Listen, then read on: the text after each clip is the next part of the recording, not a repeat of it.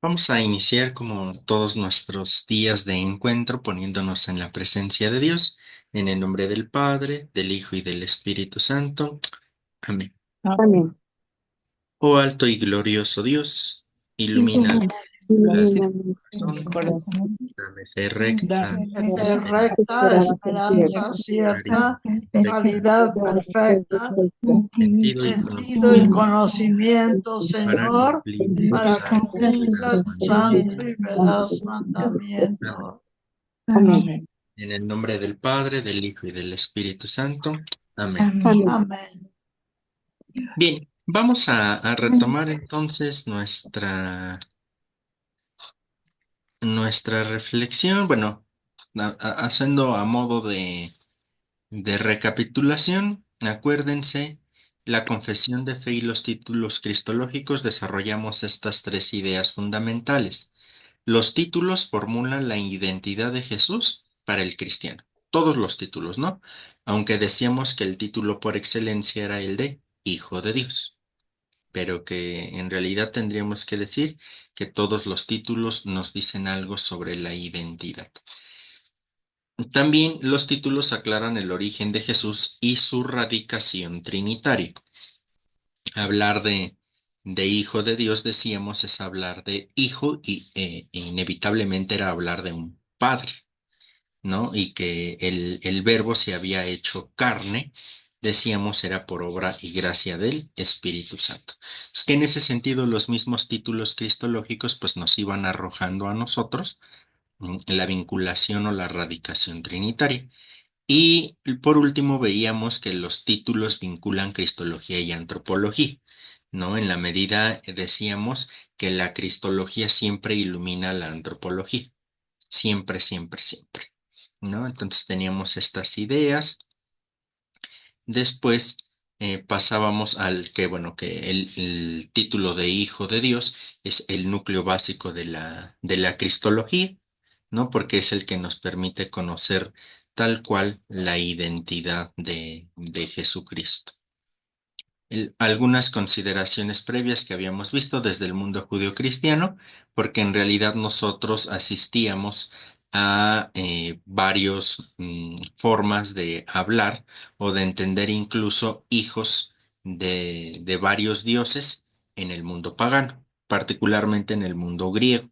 Pero ayer, a modo también de una pregunta y de respuesta, decíamos que la diferencia radica en que para nosotros este no es un semidios simplemente o un Dios chiquito, sino que es Dios mismo que ha decidido encarnarse y que permanece en la historia, ¿no? Ahí teníamos esto y bueno, esto también desde el mundo pagano, ahí lo teníamos, ¿no? Jesús hijo y así llegamos a Jesús hijo de Dios. Bueno, desde antes de esto, desde el bueno, perdón, desde el mundo judío-cristiano, lo de cómo el pueblo se iba entendiendo como hijo, ¿no? Pero que el rey incluso como hijo, pero que esto iba dando una significación propia a lo que posteriormente íbamos a encontrar en el Nuevo Testamento con Jesús desde el mundo pagano.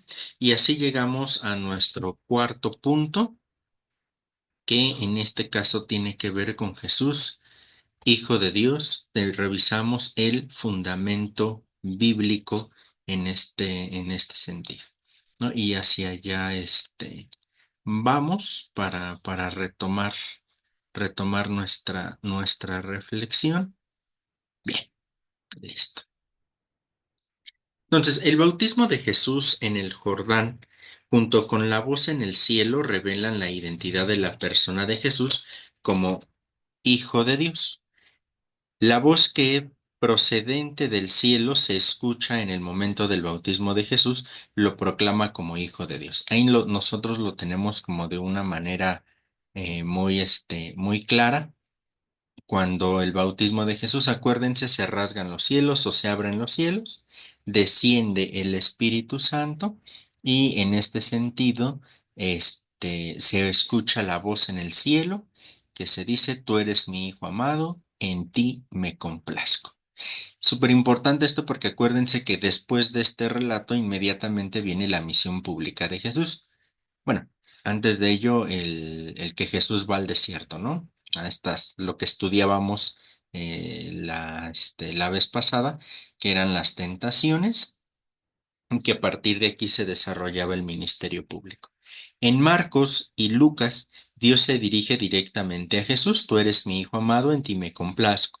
El bautismo de Jesús en el Jordán tuvo lugar en la época en la que Tiberio era emperador romano, Poncio Pilato gobernador de Judea, Herodes tetrarca de Galilea y Anás y Caifás sumos sacerdotes, nos dice Lucas 3:1 y siguientes. Fíjense que es importante ver esto porque con ello estamos reconociendo que el acontecimiento del bautismo fue un acontecimiento de carácter histórico.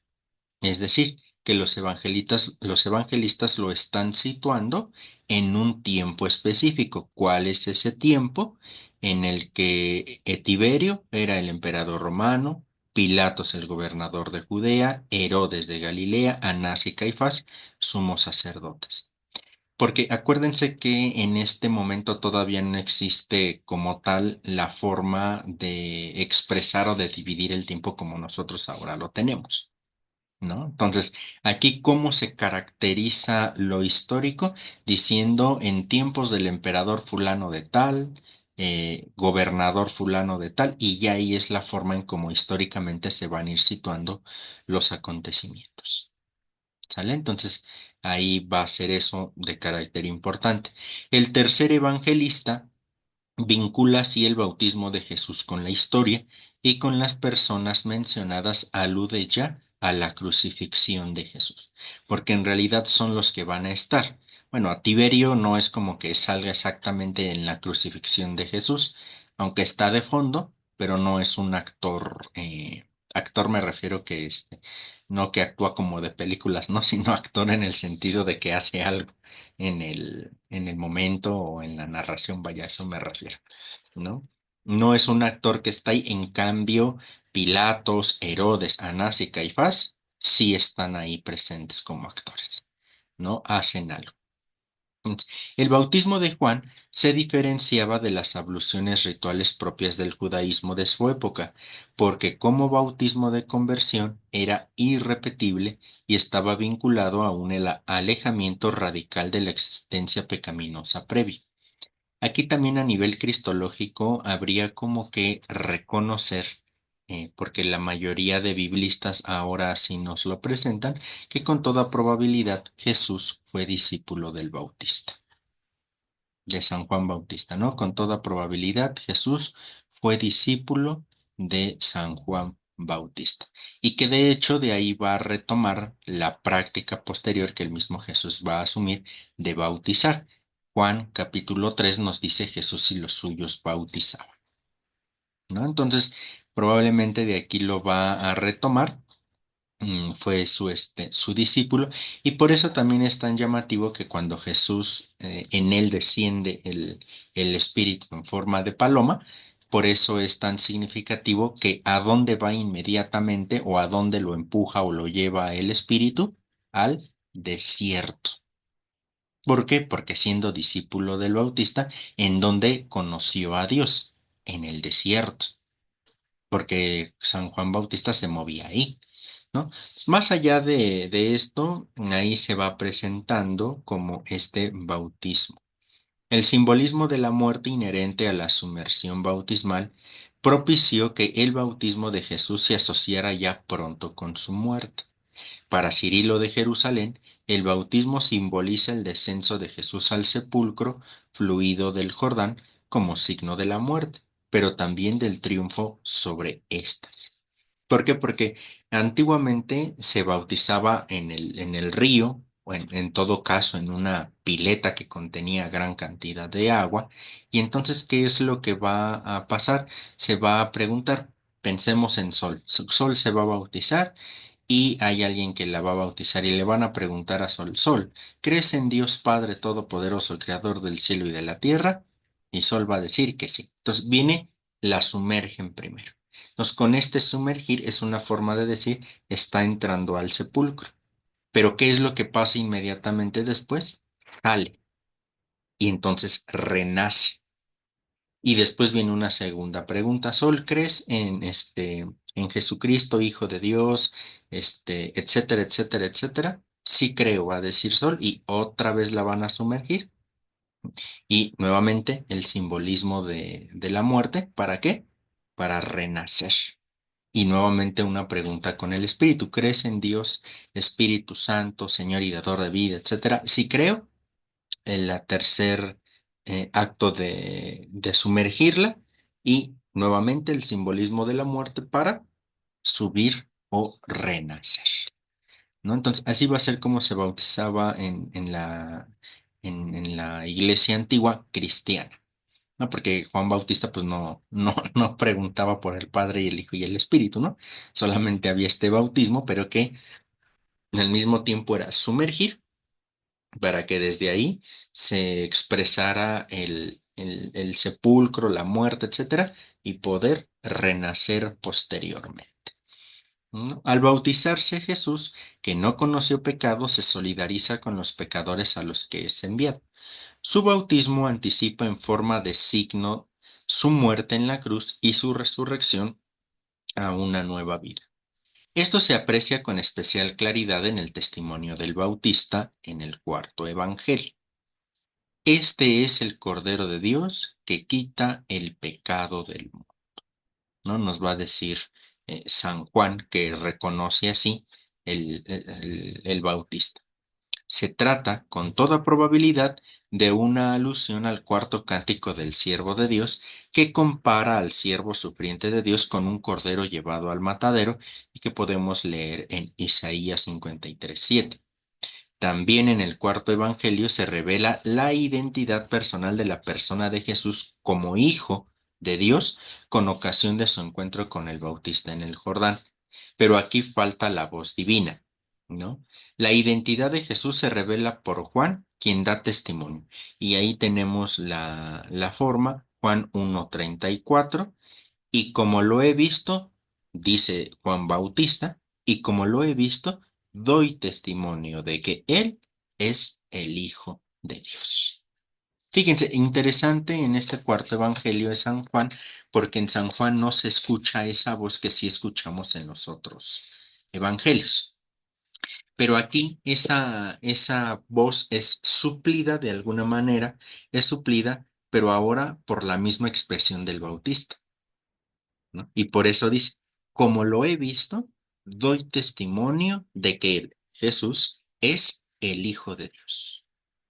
Y miren, bien importante, porque estamos hablando de Juan capítulo 1 versículo 34, ¿no? Y por ejemplo, en la cita de arriba es Marcos 1:11. Si bien esa de Lucas tengo ahí mi duda, no sé si copié mal.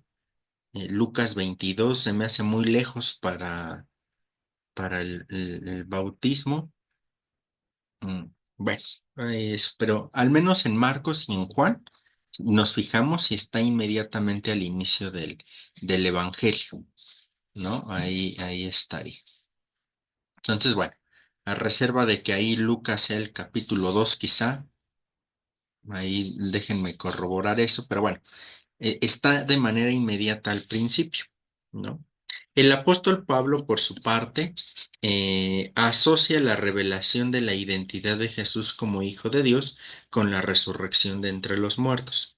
Proclama que este evangelio se refiere a su Hijo, nacido en cuanto hombre de la estirpe de David y constituido por su resurrección de entre los muertos, Hijo poderoso de Dios, según el Espíritu santificador. Fíjense en este caso con San Pablo en la carta a los Romanos, porque ahí está la cita, la repito. Este evangelio se refiere a su Hijo, nacido en cuanto hombre, fíjense, de la estirpe de David y constituido por su resurrección de entre los muertos, Hijo poderoso de Dios, según el Espíritu santificador. Aquí nos vamos percatando de que para el pensamiento paulino, ¿cuándo es constituido como hijo de Dios Jesús? En la resurrección.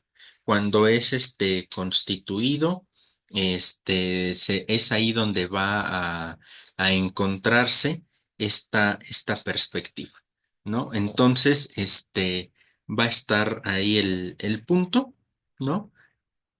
Lo que decíamos el día de ayer va a ser en la resurrección donde todo esto se venga a cumplir, ¿no? Ahí, en Lucas, me regreso un poquito a Lucas, ahí me faltó el capítulo, es Lucas capítulo 3 versículo 22. Aquí en la primera línea, Marcos 1:11, Lucas capítulo 3 versículo 22. Me faltó ahí el capítulo. Está el versículo, pero no el capítulo. Pero nuevamente, Marcos 1, Lucas 3, Juan 1. Se fijan de manera inmediata. Y con San Pablo, la resurrección nuevamente se nos presenta como el acto constitutivo en que Jesús es, válgase la redundancia, constituido como Hijo poderoso de Dios. Acuérdense lo que les decía desde ayer, que estas palabras de Pablo no hay que entenderlas que solo hasta después de la resurrección o que en la resurrección Jesús se convirtió en Hijo de Dios. Acuérdense que no hay que entenderlo por ahí, porque Jesús es hijo de Dios, en este caso concreto, hablando del Jesús de la historia, en la encarnación, ¿no? Es decir, el Verbo está desde la eternidad, es hijo desde la eternidad del Padre, en ese sentido. ¿Sale? Solamente que en la resurrección, Pablo hay que entenderlo ahí, es en la resurrección cuando se constituye, entendámoslo, cuando nos damos cuenta nosotros, de que en verdad es hijo de Dios. En el pensamiento paulino, ahondando en lo que ayer comentábamos. Jesucristo es hijo de Dios no solo desde su resurrección, pero esta revela su identidad como hijo de Dios en su existencia temporal, ¿no? De la identidad de Jesucristo como hijo de Dios en el tiempo, forman parte su encarnación, su vida, su singular filiación divina y su muerte vicaria para nosotros, ¿no? Ahí vamos a encontrar también eso. Y después, ¿no? El reconocimiento de la filiación de Jesús, la columna que sustenta la confesión de fe en Cristo en el cristianismo primitivo, ¿no? Sin embargo, la historia del surgimiento de este título es controvertida en sus detalles. Y aquí ya nos empezamos a meter en un poquito de complicaciones.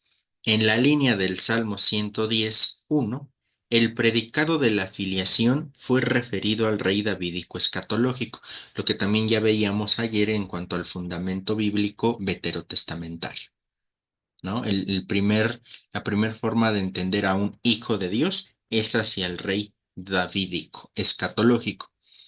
Acuérdense que con David el reino de Israel llega a su máximo esplendor. Va a tener otro tanto con Salomón, su hijo, pero después de este va a empezar a dividirse el imperio, perdón, el reino, porque aquí hay que hablar de reino. Se divide el reino, ¿no? Y poco a poco va a empezar el declive, además de las muchas conquistas una tras otra que tuvo el pueblo, hasta desaparecer el reino del norte, que básicamente son todas las tribus de Israel, excepto la de Judá, que ésta se queda en el sur, ¿no? Y es la que sobrevive, pero también esta, sabemos, está una tras otra dominado por imperios, por reyes o por lo que sea, ¿no? Entonces, ¿cuál es la esperanza que va surgiendo de todo esto? Que Dios va a enviar a un descendiente de David, a un rey davídico, a regresar o a reinstaurar el reino davídico, el reino de Dios. Y es entonces ahí donde se va a entender esta filiación desde Dios al rey davídico escatológico. El escatológico es el que le va a venir a dar nuevamente ese esplendor al reino, ¿no? Ya en el Antiguo Testamento se había distinguido a este rey con predicados divinos. Por ejemplo, Dios fuerte, para evidenciar su especial cercanía a Dios. Se conjetura que el título neotestamentario de hijo tiene su origen sobre todo en el Antiguo Testamento que llama hijo tanto al rey davídico y hay quienes está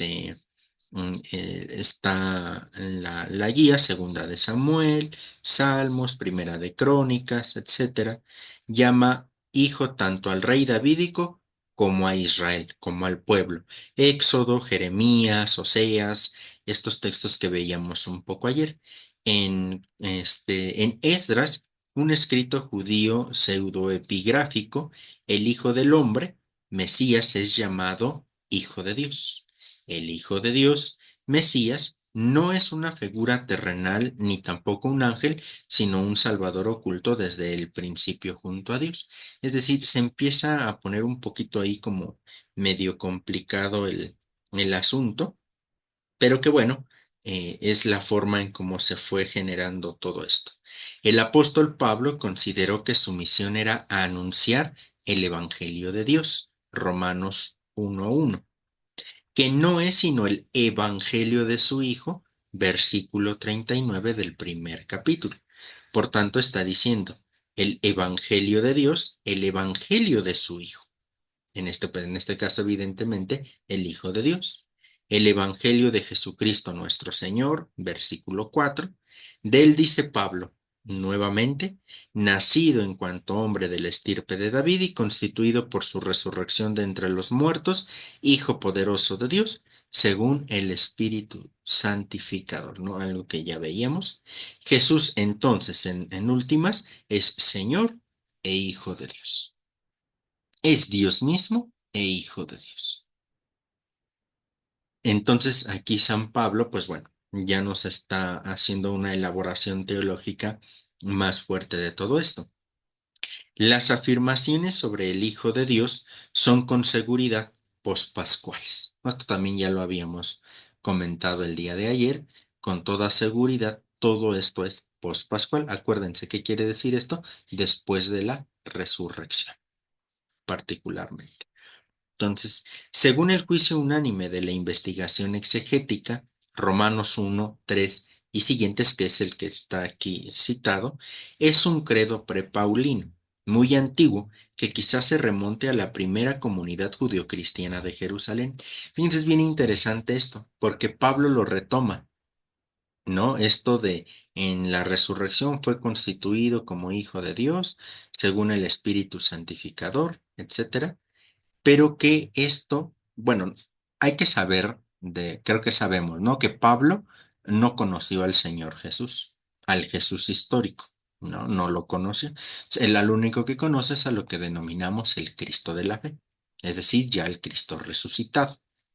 En este sentido, es muy probable, pues, que cuando Pablo comienza a conocer a este Cristo resucitado y tiene esta conversión hacia el cristianismo, lo que él tiene es que va a recibir, ¿no? La tradición y en función de esta tradición, entonces ahí va a comenzar a transmitirlo.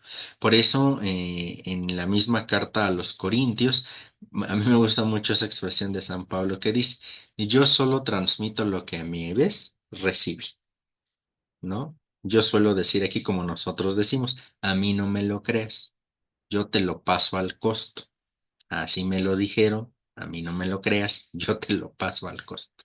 ¿Por qué? Porque Pablo es receptor de toda esta tradición. Entonces, es entendible que dentro de la primera comunidad, dentro de los primeros, después de la resurrección, ya se entendiera que Jesús era hijo de Dios, ¿no? Entonces, ahí se va a encontrar también esto.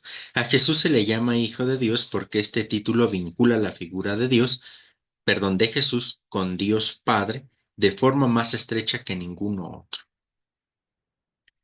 Porque, ¿qué tan íntimo es más que la relación de un hijo con un padre? Pues no, ¿verdad?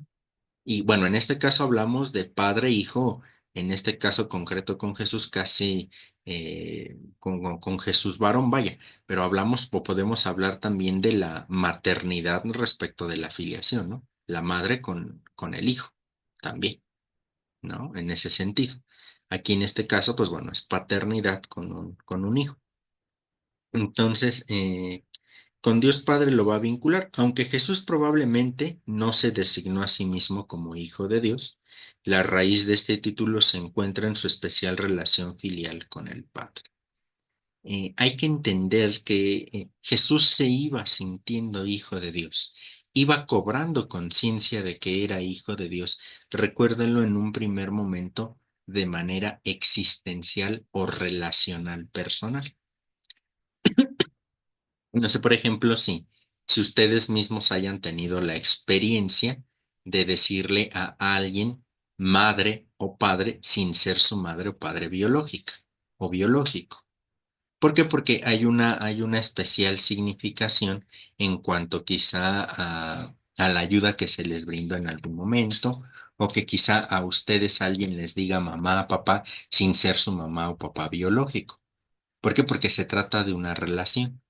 Entonces, ¿qué es lo que pasa? Se va identificando una con otra persona, ¿no?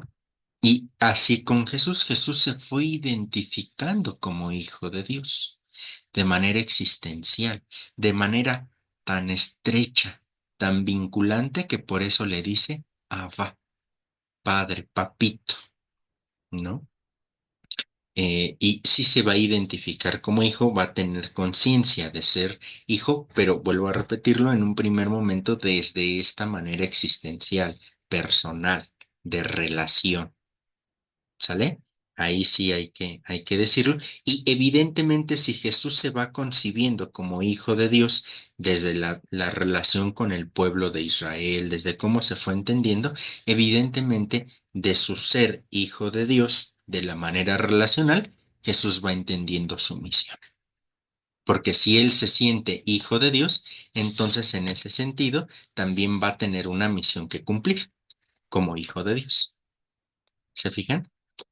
Así como, por ejemplo, vuelvo al punto, cuando está esta experiencia de paternidad respecto de alguien que no es padre ni madre biológica, ¿no? Entonces yo, por ejemplo, me empiezo a comportar, por ejemplo, con Cuquita, que la voy a entender como mi madre, me voy a comportar como hijo, ¿no? Y entonces la voy a procurar, la voy a cuidar, etcétera, etcétera, etcétera. Me voy a comportar como un hijo tal cual.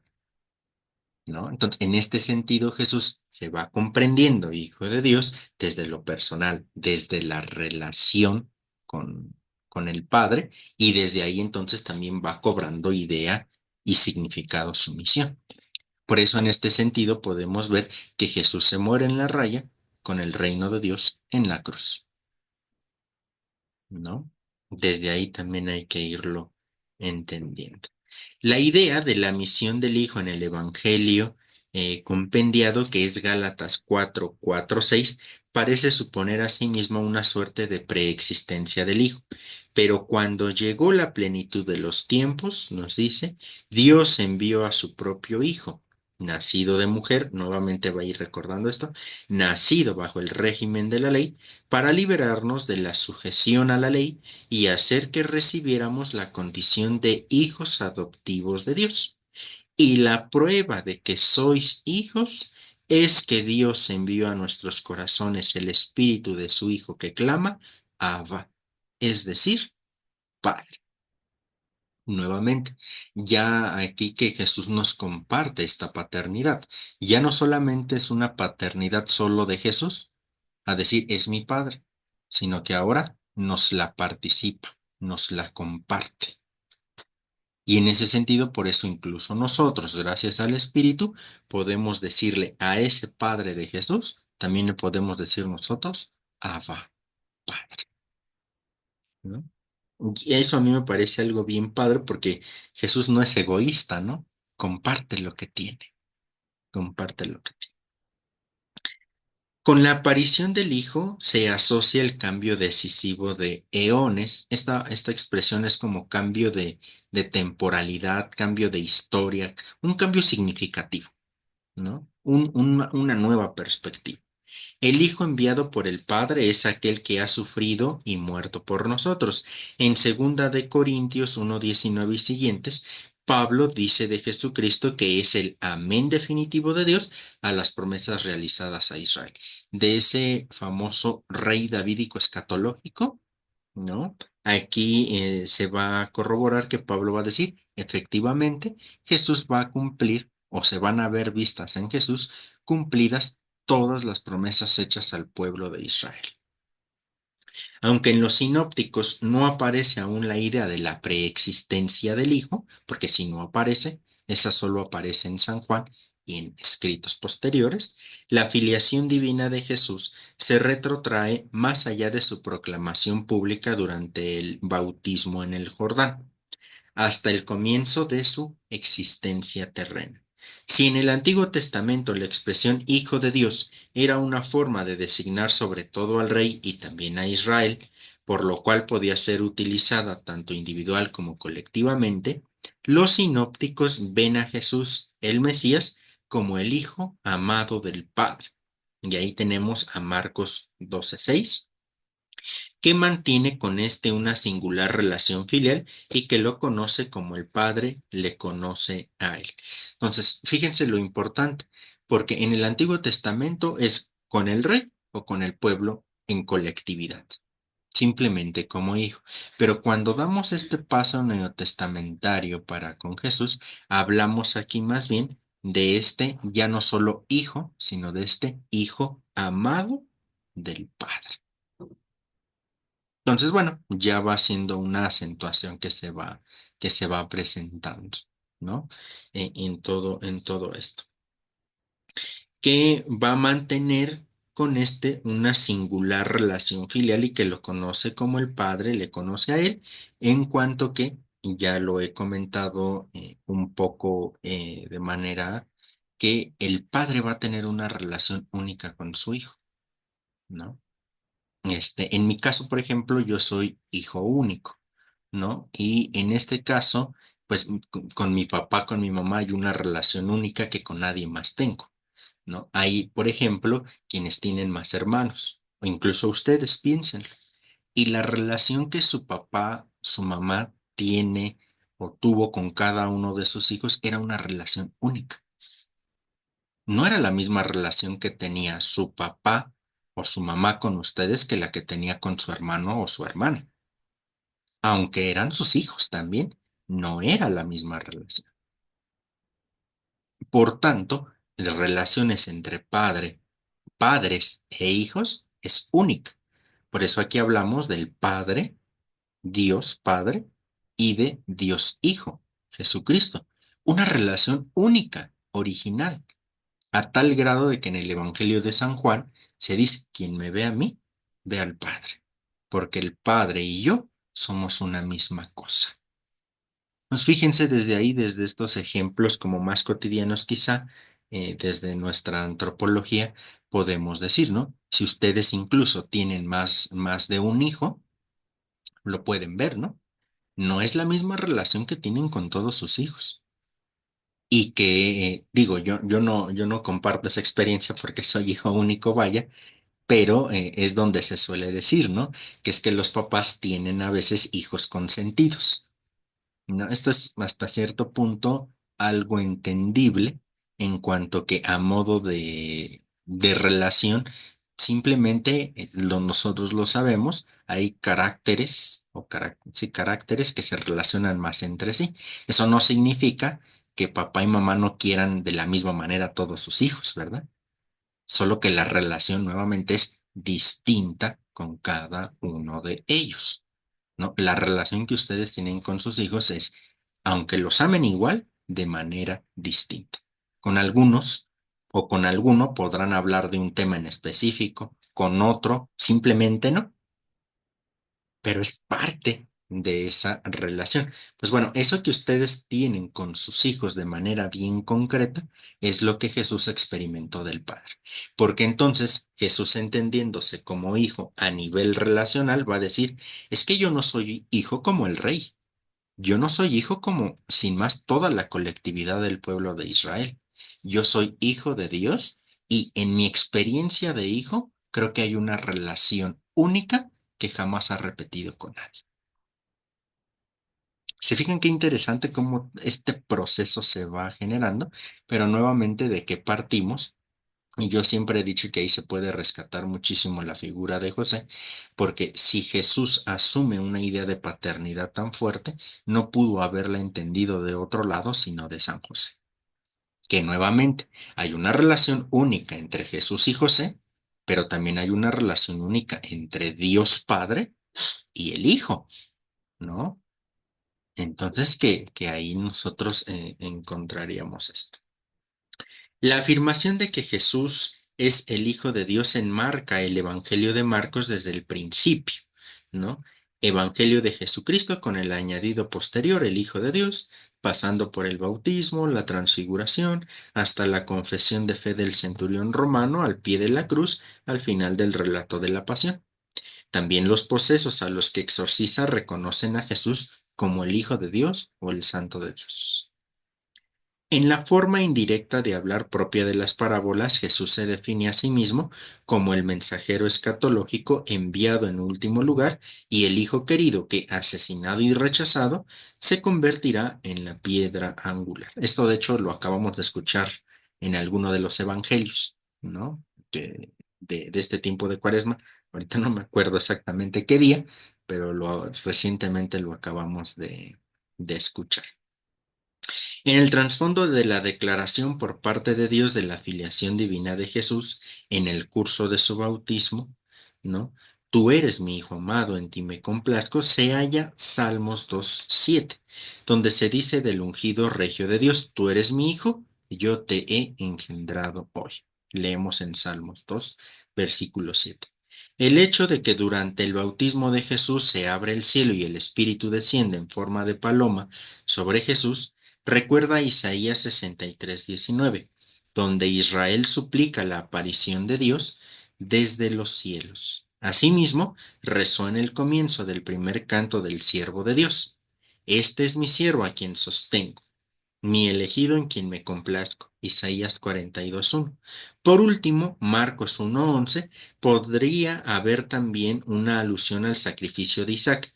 Dios llama a Isaac el hijo único, a quien su padre Abraham ama. Con ello, la escena del bautismo en el Jordán estaría remitiendo ya al sacrificio de su vida que Jesús hace en la cruz, al pie de la cual el centurión pagano confiesa a Jesús como Hijo de Dios. ¿No? Y ahí está. En Mateo, los distintos predicados cristológicos culminan en la confesión de fe en Jesús como el Hijo de Dios. Es el culmen. Jesús aparece como Hijo de Dios en todas las fases de los relatos de su vida, desde el Evangelio de la infancia, Mateo 1:21, pasando por la narración del bautismo, 3:17, el relato de las tentaciones, 4:4. ¿Se acuerdan que incluso en esto centramos la vez pasada las charlas? Que les decía yo, ojo porque no lo está tentando nomás porque sí, sino lo está tentando en cuanto que se dice que es hijo de Dios. ¿Se acuerdan que les insistía mucho eso el mes pasado? ¿No? Que las tentaciones son, si en verdad tú eres hijo de Dios, aviéntate. Si en verdad eres hijo de Dios, cambia estas piedras en panes, ¿no? Entonces, aquí este relato teológico de las tentaciones nos va también diciendo esto. El pasaje en el que Jesús camina sobre el agua, confesión de fe en Jesús como Hijo de Dios, el interrogatorio ante el Sanedrín, en fin, hay muchas perspectivas que van llevando a entenderlo desde Mateo. El nacido de María procede entonces del Espíritu Santo, tiene su origen en Dios y es Dios con nosotros en el mismo Evangelio de Mateo, ¿no? La caracterización de Jesús como niño digno de adoración debe verse estrechamente vinculada con la confesión de fe en su filiación divina. Porque bajo esta perspectiva, acuérdense, en este mundo nadie puede recibir adoración más que Dios. Y si los pastores van y adoran al niño Jesús, es una forma implícita de decir, pues este no es solo un hombre cualquiera, es divino. Nuevamente, en la lógica del relato. ¿sale? Pero que ya ahí se van presentando estos gestos, ¿no? La alabanza de Jesús en Mateo 11 25 28. El texto que ustedes tienen en la guía subsiguiente, los párrafos, van ahondando sobre Mateo, ¿no? Sobre todo esto, las explicaciones.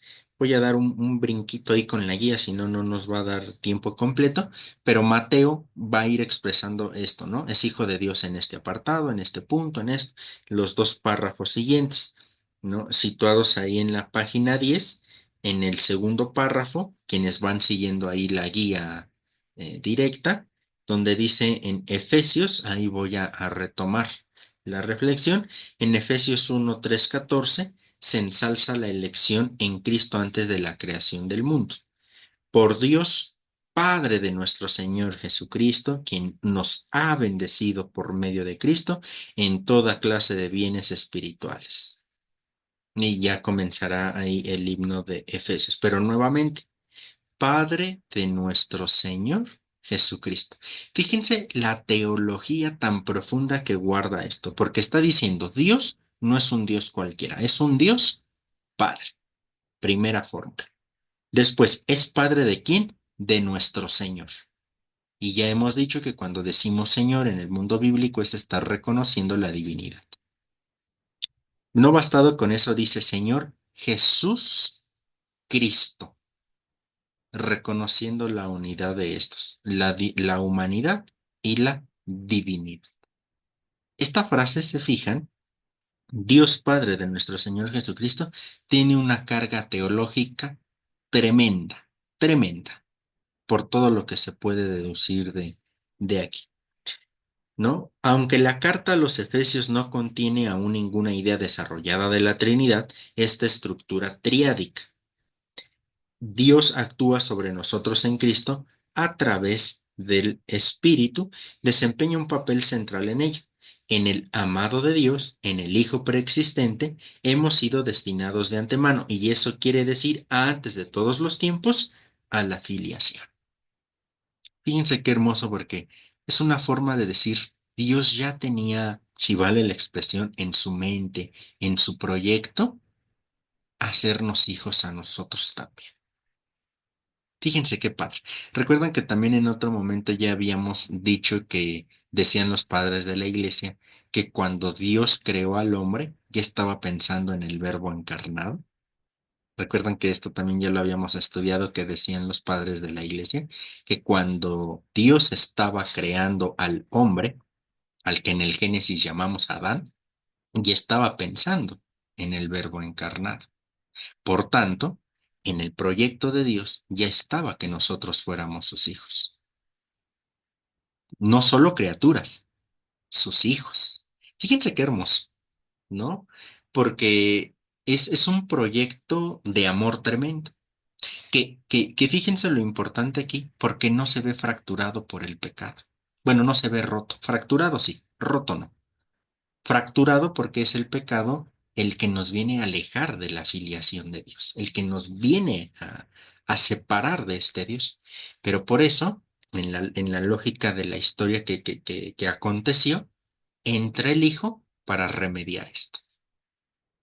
Pero, nuevamente, como les decía un poquito el día de ayer, prefiero que nos sumemos a la escuela franciscana y decir que aunque no hubiera habido pecado, el Verbo se hubiera encarnado por puro amor. Pues nuevamente estamos ante la presencia de un proyecto amoroso en su totalidad, amoroso y gratuito, ¿no? Que incluso con la intervención del pecado no se ve eh, este desperdiciado el proyecto, un poquito fracturado, pero remediado al final de cuentas. En virtud de la sangre del Hijo amado, en virtud de su vida entregada por nosotros, hemos alcanzado la redención, el perdón de los pecados. En Cristo, Dios nos ha concedido la riqueza de su gracia, ¿no? Y bueno, así Dios decidió que en Cristo se alcanzara la plenitud de los tiempos, perdón, y recapitular en el todo la totalidad de lo creado. A través del Espíritu Santo que recibimos con el bautismo, somos hechos partícipes de la herencia de Cristo. Como sello de todo eso, la fe y el bautismo son el fundamento de la existencia cristiana. Con la caracterización de Jesús como Hijo de Dios, la Iglesia primitiva encontró una forma permanentemente válida de expresar la esencia de Jesús y su relevancia. El Hijo de Dios se ha convertido en metáfora firme e imprescindible de la teología cristiana y expresa tanto el origen de Jesús dentro de la naturaleza divina, es decir, su amor hacia todas sus criaturas, su vinculación sin igual con Dios, así como también su verdadera humildad. En la persona de Jesús, la promesa contenida en el nombre de Dios, revelado, alcanzó su confirmación definitiva. Jesús es el Emanuel, el Dios con nosotros, porque en él acontece la definitiva cercanía de Dios a su pueblo, que vale a la vez para todos los pueblos, ¿no? ¿Por qué? Porque creemos que a través de Jesucristo vendrá también la salvación de todos, ¿no? Y bueno, aquí va a estar. La fe en la preexistencia de Cristo se expresa en fórmulas de envío y en textos hímnicos. Ahí está el de Filipenses al que hacíamos alusión el día de ayer. No haciendo alarde de su categoría de Dios, se anonadó a sí mismo, haciéndose esclavo, ¿no? En fin, que ahí se va a ir presentándose todo esto, ¿no? Y va a seguir insistiendo un poquito en todo esto, ¿no? Y también me voy a permitir aquí dejar para su lectura los párrafos siguientes, porque me interesa que lleguemos al último punto, que es el de la reflexión teológica, ¿no? Para también detenerme aquí un poquito en este sentido. Los párrafos que vienen a continuación y que no he leído ahora, pues van insistiendo en las ideas que hasta ahora he dicho, ¿no? Con otros fundamentos bíblicos, etcétera, pero que básicamente ahí está el punto. Entonces, en esta reflexión teológica, la primitiva iglesia no interpretó solo la persona y destino de Jesús sirviéndose del título hijo, ¿no? O de Hijo de Dios, sino que también interpretó de una forma nueva el sentido de estos predicados a la luz de la vida, muerte y resurrección de Jesús. La historia concreta y el destino de Jesús se convirtieron así en exégesis de la esencia y actuación de Dios. Historia y destino de Jesús fueron interpretados como historia del acontecimiento mismo de Dios. Juan formuló esta realidad sirviéndose de la palabra de Jesús. Quien me ve a mí, ve al Padre. En este sentido, se puede hablar en el Nuevo Testamento de una cristología desde abajo. La interpretación concreta histórica del predicado de Hijo de Dios significa que la filiación divina de Jesús no se interpreta, fíjense, como esencia suprahistórica, más allá de la historia, sino como realidad que se impone en y por la historia y destino de Jesús. Fíjense qué interesante este apunte aquí teológico, porque hablar de la preexistencia del verbo, de la preexistencia del Hijo, no significa que es suprahistórico, que esté arriba de la historia o fuera de la historia. Por el contrario, el verbo que es eterno, el Hijo que es Hijo desde la eternidad, ¿qué es lo que ha hecho? Ha entrado en la historia a modo de historia, asumiendo la humanidad. Aquel que es eterno se hace temporal para que nosotros temporales entremos a la eternidad, ¿no? Entonces, importantísimo esto porque el destino final entonces de nuestra historicidad o de nuestra terrenalidad es llegar a esa eternidad. No porque nosotros vayamos a ser eternos, nosotros no podemos ser eternos porque ya tuvimos un principio. Y por definición lo eterno es que no tiene principio y que no tiene fin. En nuestro caso tenemos principio. Por tanto, no podemos ser eternos, pero sí entrar en la eternidad de Dios, porque Dios nos participa de su eternidad, ¿no? Pues ahí estaría esto también. Este modo de pensar hace comprensible que en los estratos más antiguos del Nuevo Testamento no se hable de que Jesús es hijo de Dios desde el principio, sino que de que fue entronizado hijo de Dios en poder desde la resurrección de entre los muertos, algo que ya hemos insistido. En los evangelios sinópticos se tiene ya un estadio ulterior de la reflexión cristológica. Jesús es aceptado como hijo de Dios al ser bautizado en el Jordán o se le proclama como tal. En consecuencia, Marcos puede dar a todo su evangelio la inscripción Evangelio de Jesucristo, Hijo de Dios. Marcos 1:1. Así comienza el evangelio, ¿no? Comienza Evangelio de Jesucristo, Hijo de Dios. Para Marcos son ante todo los milagros de Jesús, la epifanía misteriosa de su filiación divina, ¿no? En un tercer estadio se encuentra Lucas, que ve la filiación divina de Jesús basada en su engendramiento maravilloso por la fuerza del Espíritu Santo. Esta retrotracción progresiva del predicado de Hijo de Dios fue interpretado de muy diversas maneras. Comunidades judio-cristianas de la primera hora, los llamados ebionitas, dijeron que Jesús fue adoptado como Hijo de Dios solo por razón de su vida intachable. Falso, pero se surgieron estas perspectivas. Pero esta opinión desconoce que la resurrección y exaltación de Jesús confirman su pretensión antes de la Pascua. Es imposible, pues, hablar de que Jesús fue hecho hijo de Dios solo por la resurrección. Tampoco dice nada del asunto de, de las perícopas del bautismo, puesto que están más interesadas por la función y estado de hijo por parte de Jesús que en filiación esencial.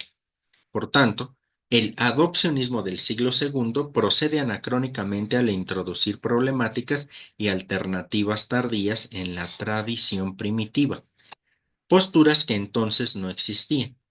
Mas a pesar de estos fundamentales malentendidos, acierta al haber visto que la interpretación escatológico-histórica de la realidad por parte de la escritura no conoce concepto alguno esencial de tipo suprahistórico. Esto, vuelvo a decirlo, como más allá de la historia. Interpreta el ser no como esencia, sino como realidad, es decir, como ser actuante, que ahí está. En este sentido, la resurrección de Jesús es la confirmación, revelación, puesta en vigor, realización y consumación de lo que Jesús antes de la Pascua pretendía ser y era.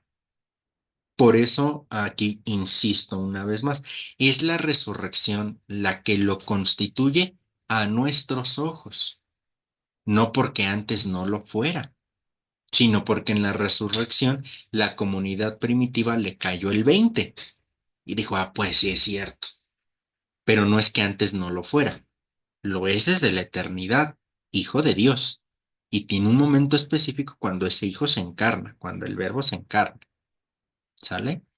Y que nosotros lo vamos a reconocer hasta la resurrección. Entonces, ahí está. Su historia y su destino son la historia de su esencia, su temporalización y autoexégesis, autoexplicación. Así se comprende que sólo al final y tras la consumación del camino de Jesús, es decir, tras la Pascua, les resultará claro a los discípulos el pleno sentido de su pretensión y actuación prepascual de Jesús, su dignidad como Hijo de Dios, ¿no? Solo hasta ese momento. La interpretación progresiva del título de hijo e hija de Dios en el Nuevo Testamento se califica normalmente como paso de una cristología más funcional a otra más esencial y metafísica, ¿no? Que este va a ser aquí el punto. La interpretación progresiva del título de hijo de Dios en el Nuevo Testamento se califica normalmente como paso de una cristología más funcional a otra más esencial y metafísica. Es decir, esto de lo funcional era lo que les decía cuando se interpretaba con Jesús de una manera más relacional directa, como más humana, más antropológica. interpersonal. Pero cuando pasamos a lo esencial o a lo metafísico, ya ahí estamos dando un paso cualificativo y cuantificativo fuerte, porque ahí estamos reconociendo a Dios como parte de esta esencia divina a nivel griego, no a nivel hebreo, que es a la cultura a la que pertenece Jesús, sino a un nivel griego, a un nivel más filosófico. Hasta allá no llegamos en este momento. ¿Sale? Aquí lo estamos reconociendo como hijo de Dios a nivel hebreo o desde la perspectiva hebrea, que por supuesto en los concilios venideros se le va a declarar también hijo desde la perspectiva filosófica griega y lo vamos a asumir. Pero aquí nos quedamos en el hecho de que Jesús se identifica como hijo a nivel hebreo o desde la perspectiva hebrea. ¿Sale? Como esta relación tan estrecha que se tiene con Dios desde la existencia. No hay ningún problema.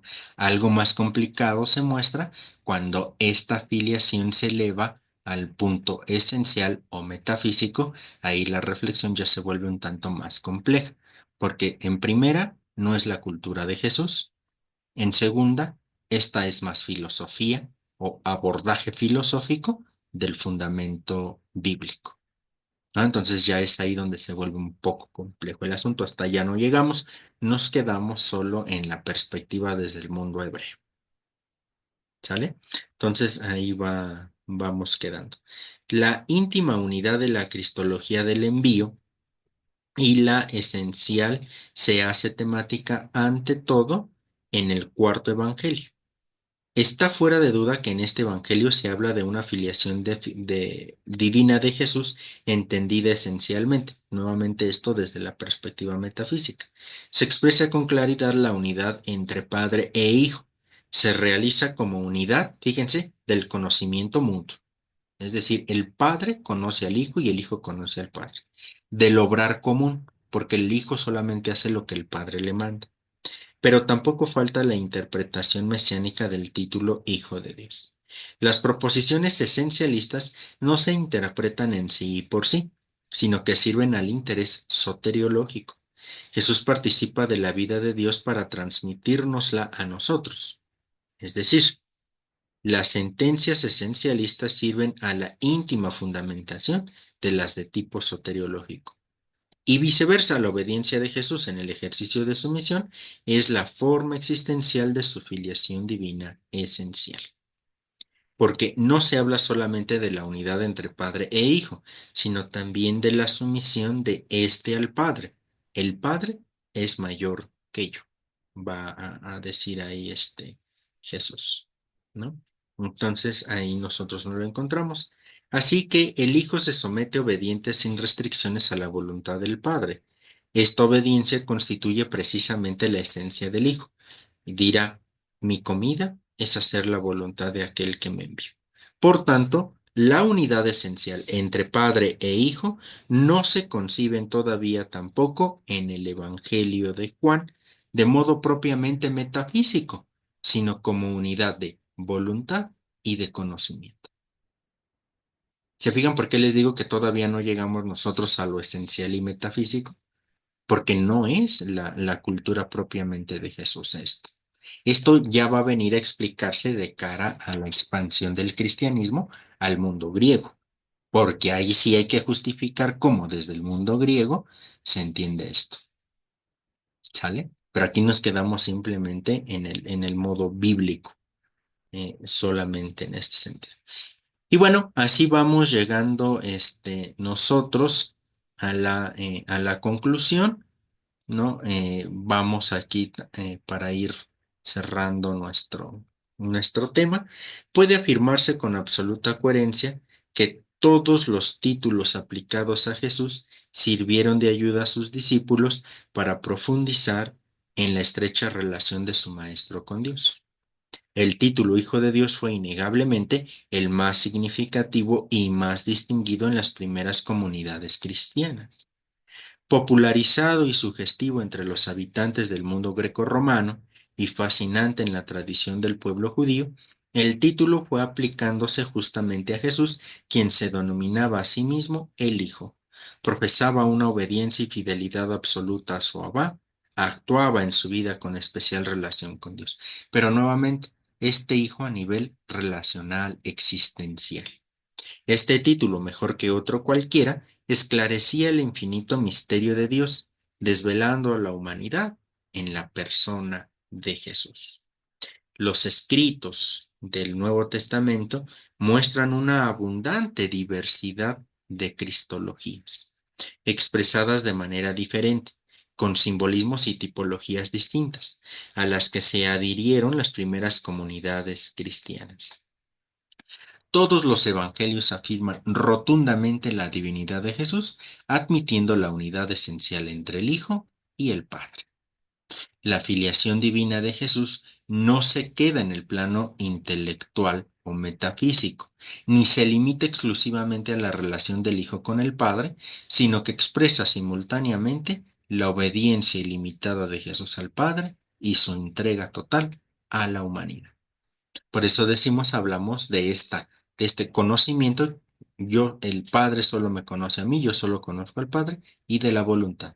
El Hijo solamente hace la voluntad del Padre. Y así llegamos al final de este tema o de esta temática.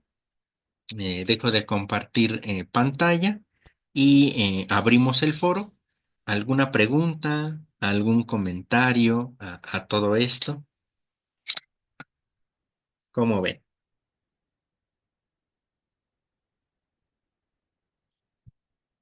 Un poquito denso, ¿no? El asunto. Y eso que apenas nos estamos medio metiendo, ¿no? Ya si comenzamos a hablar de esto de metafísica, de lo esencial, híjole, ya es un problemón tremendo, ¿no? Pero bueno, me interesaba que conociéramos esta perspectiva de carácter más bíblico, porque a final de cuentas es de donde partimos, ¿no? Muy bien. ¿Algún comentario, alguna pregunta?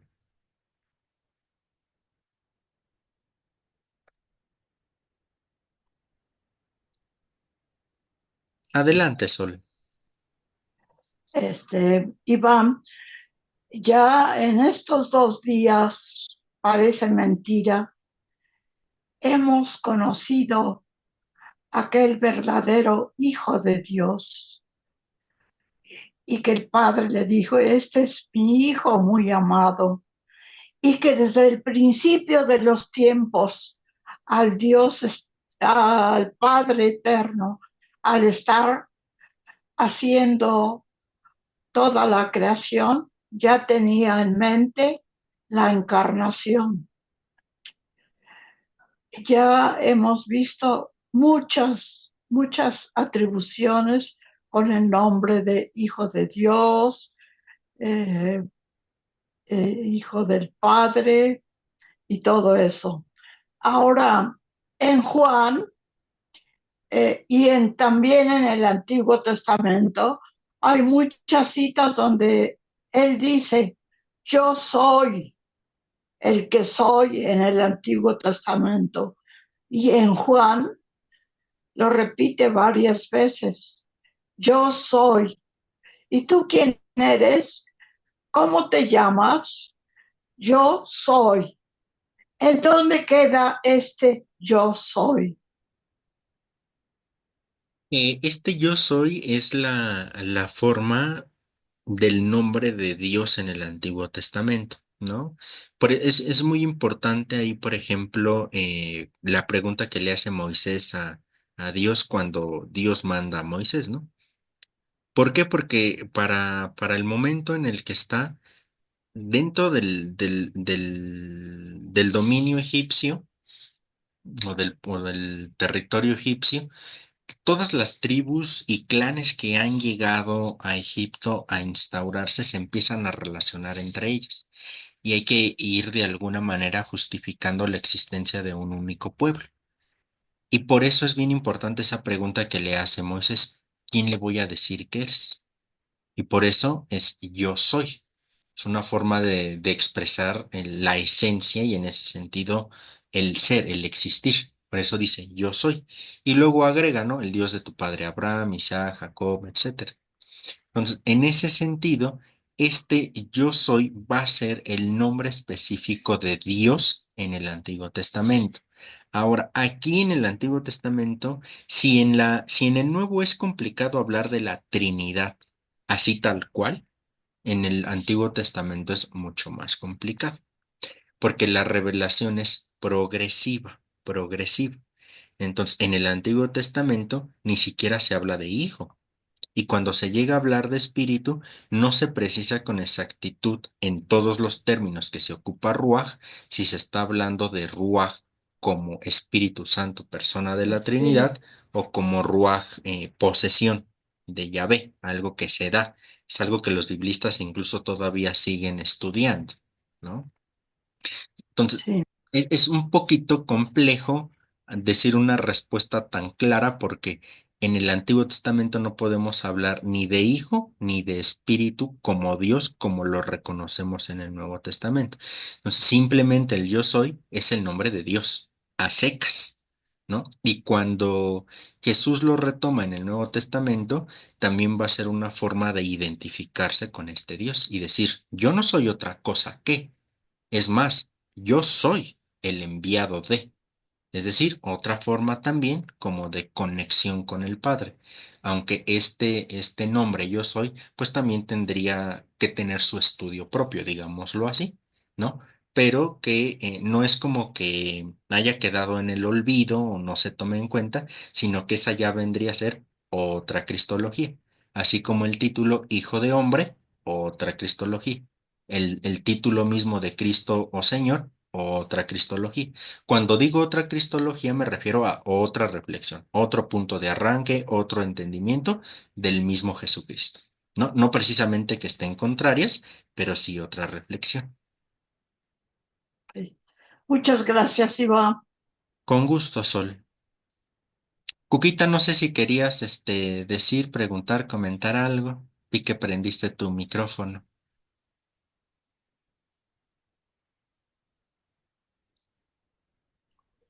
Iba a comentar la parte final que dice que todos los evangelios afirman rotundamente la divinidad de Jesús, admitiendo la unidad esencial entre el Hijo y el Padre, y también la obediencia ilimitada de Jesús al Padre y su entrega total a la humanidad. Pues ese amor que existe entre el Padre y el Hijo tiene todo su fruto en nosotros, en la humanidad. Nos enseñan ese respeto, ese amor, esa humildad, todas las virtudes que tienen y que pues ojalá también las tuviéramos nosotros para realmente saber vivir el amor que Dios quiere que vivamos. Sí, sí, Eso era sí. lo que quería comentar. Sí, sí, en este caso, todo este fruto va a ser pues para nosotros, ¿no? Porque al final de cuentas la encarnación se hace eh, pues para recobrar nuestro lugar en la creación, etcétera, ¿no? Entonces sí, muy importante ahí eso que retomas, Coquita. Gracias. Marta, ¿te escuchamos? Yo traigo aquí varias dudas. El otro día escuchaba en un video y decían que desde Abraham, bueno, todo el grupo de Abraham había llegado primero a Egipto y de ahí pues eran las primeras generaciones, ¿sí? Y luego la otra es que en el Génesis, ya ves que al principio nos menciona que el espíritu flotaba sobre las aguas. Creemos que ya era el Espíritu Santo del que habla. Está sobre el espíritu que flota sobre las aguas. Aquí hay que tener un poquito de cuidado de decir así tajantemente que ahí ya está el Espíritu Santo, tercera persona de la Trinidad. ¿Por qué? Porque esta expresión de la Trinidad es muy cristiana, muy nuestra. Si nosotros le decimos esto a un judío, pues nos manda bien lejos, Y ¿no? Sí. Entonces, esta expresión es cristiana. Los padres de la iglesia insistieron en hacer una relectura metafórica del Génesis y entender que efectivamente ahí estaba la prefiguración del Espíritu. Y efectivamente, nosotros como cristianos creemos que ahí está prefigurado tanto el Espíritu Santo como el Verbo, porque acuérdense que Dios crea diciendo, dígase, hágase y se Hágase. hizo. Dijo Dios y se hizo. Entonces, ahí está el espíritu, el aliento de vida, la ruaj y el verbo.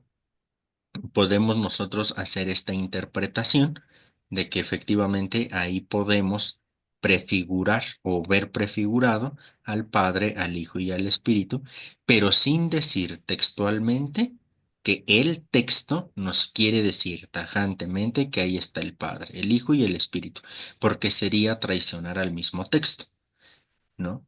Porque estamos en otro ambiente, en otra perspectiva, en otra mentalidad, ¿no? Que de ahí deriva nuestra fe, claro, y lo sostenemos, pero que esa ya es una interpretación sumamente cristiana. Ok, gracias. Con gusto. Bien, ¿alguna otra pregunta? ¿Algún otro comentario?